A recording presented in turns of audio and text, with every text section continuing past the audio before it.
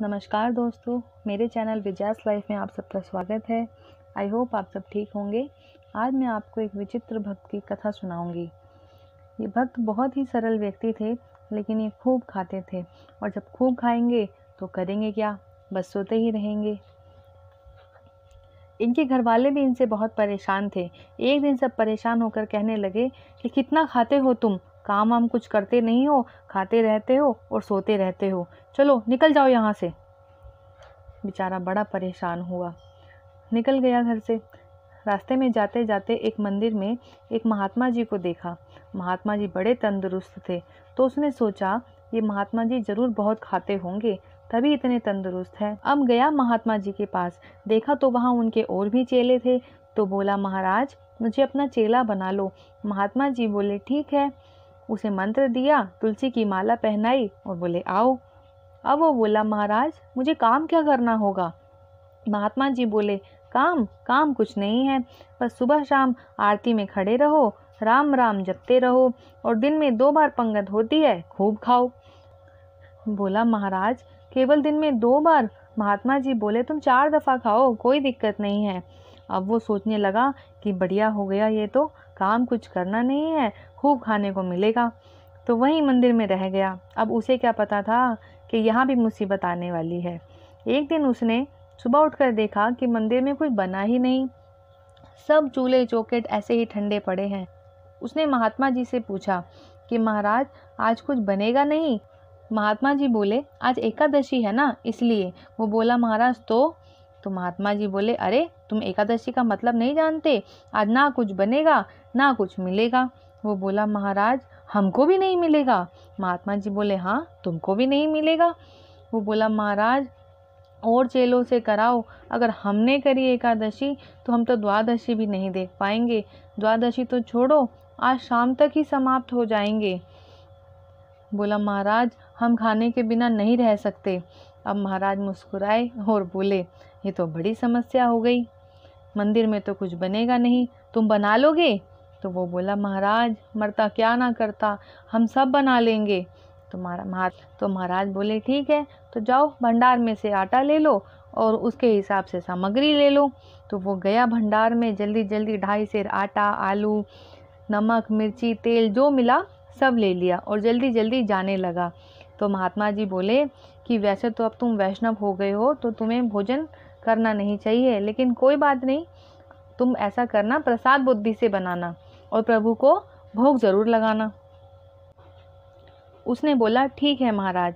महाराज बोले वहाँ जाओ नदी किनारे, वहाँ पेड़ के नीचे जाके तुम अपना प्रसाद तैयार। जल्दी जल्दी गया नदी किनारे, वहाँ पर उससे जो बन सका उसने बनाया, क्योंकि पहले तो उसको बनाया मिलता था, इस बार उसको बनाना पड़ रहा है और बहुत तेज भूख भी है, तो उससे जैसा बना तो उसने बना दिया। आलू का चोखा, थाली में गुड़ रखा, सूखी रोटी बनाई।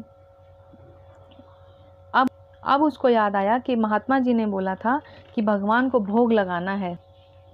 अब देखिए कितने सरल तरीके से भगवान को बुला रहा है भोग लगाने के लिए कि राजा राम आइए, प्रभु राम आइए, मेरे भोजन का भोग लगाइए।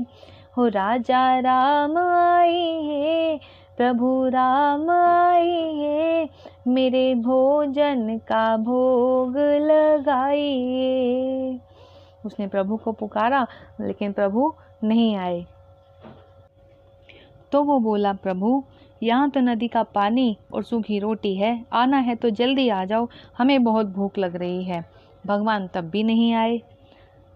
फिर उसने बोला पूड़ी और पकौड़ी भगवान सेवक ने ना बनाई, ना है मालपुआ और ना है कोई मिठाई, तब भी प्रभु नहीं आए।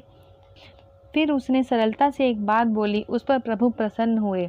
वो बोला प्रभु हम समझ गए आप क्यों नहीं आ रहे हैं। आप सोच रहे होंगे कि सूखी रोटी और नदी का पानी पीने हम क्यों जाएं, मंदिर में तो तरह तरह के व्यंजन मिलेंगे। वो बोला प्रभु इस धोखे में मत रहना, वहाँ से जान बचाकर तो हम ही आए हैं, मंदिर में तो आज एकादशी है, वहाँ कुछ नहीं मिलेगा। तो इसी सरलता से कही हुई बात पर प्रभु प्रसन्न हो गए और भक्त को दर्शन दिए। लेकिन भगवान भी कब किसकी क्या परीक्षा ले ले उसका कुछ नहीं पता। जितने उनके भक्त सरल उतने ही प्रभु की लीला। अब भगवान तो आए पर अकेले नहीं आए, संग सीता माता को ले आए। अब प्रभु को और माता को देखकर खूब प्रसन्न हुआ, लेकिन मन में थोड़ा सा उदास भी हुआ। विचार करने लगा कि महाराज ने तो कहा था कि एक भगवान को भोग लगाना है, ये तो दो दो आए हैं। अब कभी भगवान को देखे, कभी रोटियों की तरफ देखे। भगवान ने कहा, अब खुश हो, हम आ गए। भक्त ने कहा, हाँ अब आ गए हो तो बैठिए। भगवान बोले, ऐसे क्यों कह रहे हो? बोले, प्रभु मैंने तो केवल एक का ही इंतज़ाम किया था, आप दो भगवान आए हो तो कोई बात नहीं, थोड़ी बहुत एकादशी तो आप हमारी करवा ही दोगे, अब बिराजो।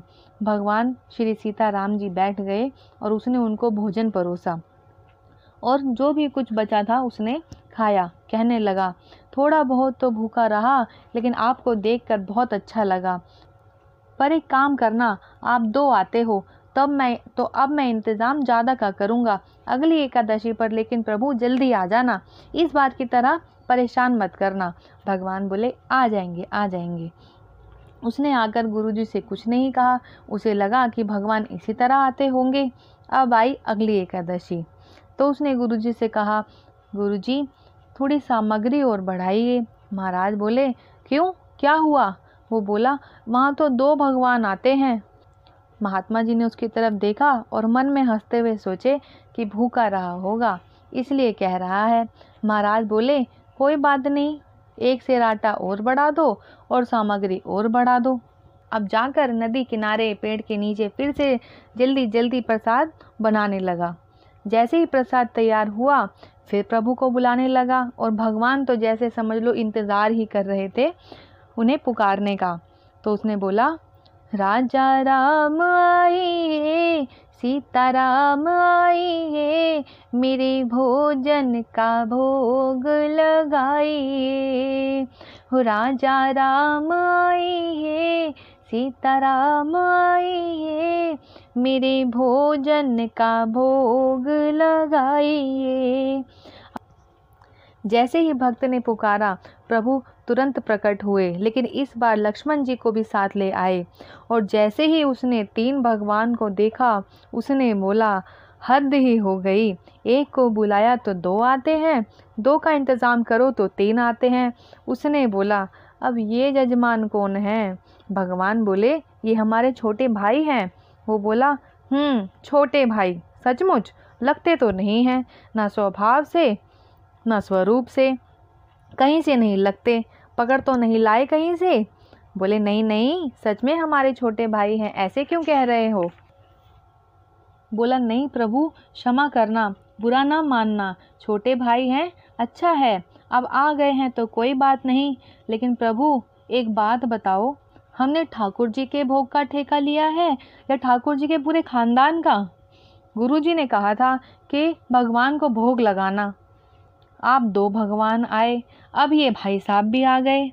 अब राम जी और सीता जी खूब हंसने लगे और लक्ष्मण जी सोचे, अच्छी जगह ले आए हैं प्रभु, क्या स्वागत मिला है आते ही। लेकिन वो बोला, चलो कोई बात नहीं, भूखा भले ही रह जाऊं, लेकिन आप लोगों को देखकर अच्छा बड़ा लग रहा है। अब बैठो बैठो, आप तीनों ही बैठो और जो है वो खाओ, एक ही तो ज़्यादा है, बाकी दो का इंतज़ाम तो मैंने कर ही रखा है। लक्ष्मण जी भी अब हंसने लगे। अब जब भगवान चलने लगे तो भक्त ने चरणों में गिर के माथा टेका और आंखों में आंसू भर कर बोला, प्रभु लगते तो आप बड़े सुंदर हो, लेकिन अभी से बता दो कि अगली एकादशी पर कितने आओगे। अभी से बता के जाओ प्रभु, ताकि मैं उतना ही इंतज़ाम कर सकूं। बस यही दिक्कत है, बाकी और कोई दिक्कत नहीं है। पहले से बता दिया करो कि कितने आओगे, ताकि उसी हिसाब से मैं भोजन तैयार करूं। भगवान मुस्कुराते हुए बोले, हम आएंगे आएंगे। अब फिर इस बार उसने गुरुजी से कुछ नहीं कहा। अब कुछ दिन तो आराम से बीते, फिर आई एकादशी। महाराज बोले, आज एकादशी है? वो बोला, हाँ महाराज पता है। महाराज बोले, क्या हुआ, उदास क्यों हो? वो बोला, महाराज अरे वहाँ तो बहुत लोग आते हैं। महाराज बोले, तो क्या करें? बोला, महाराज कम से कम आज 7 सेर आटा करो। महाराज बोले, 7 सेर? बोला, हाँ उसी हिसाब से हमें सामग्री भी दो। गुरुजी समझ गए कि इतना तो ये खा नहीं सकता, पक्का ये हमसे सामान लेकर बेच देता होगा। गुरुजी बोले, इसे 7 नहीं 8 सेर आटा दे दो। और मन में सोचने लगे कि आज इसके पीछे पीछे चलेंगे और देखेंगे कि इतने सामान का ये करता क्या है। वो फिर से सामान ले गया, लेकिन इस बार उसने सामग्री ले जाकर रख दी और भोजन बनाया ही नहीं। सोचने लगा, पहले बुलाकर देख लूं कि कितने भगवान आते हैं, उसी हिसाब से बनाऊंगा।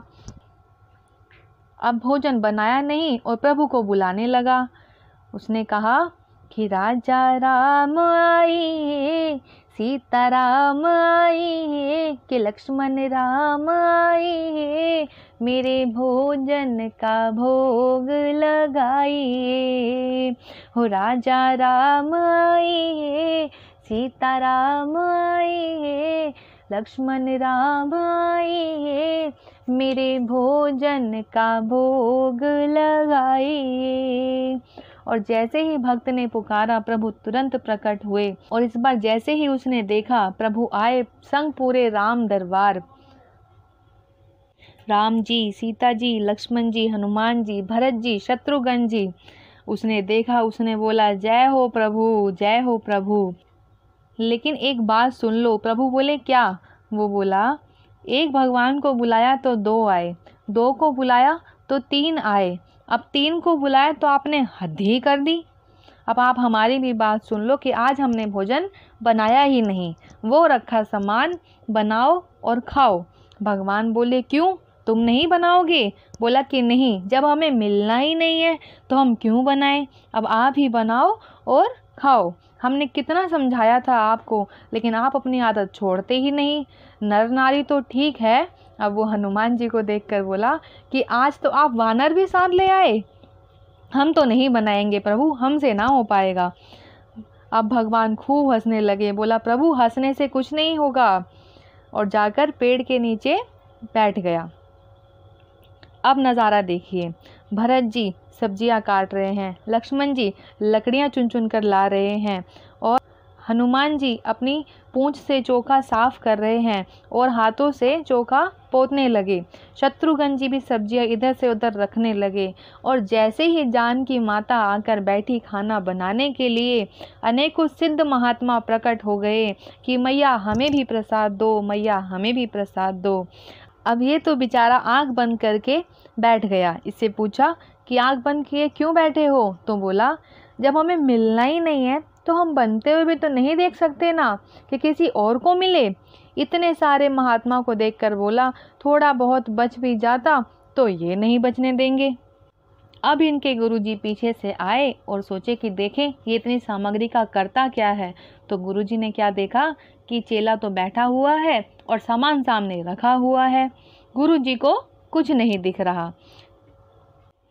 गुरुजी बोले, बच्चा क्या हो रहा है? बोला, गुरुजी आप तो भले आए, देखो कितने सारे भगवान लगा दिए आपने हमारे पीछे। गुरुजी बोले, हमें तो यहाँ कोई नहीं दिख रहा, तुम दिख रहे हो और सामान दिख रहा है।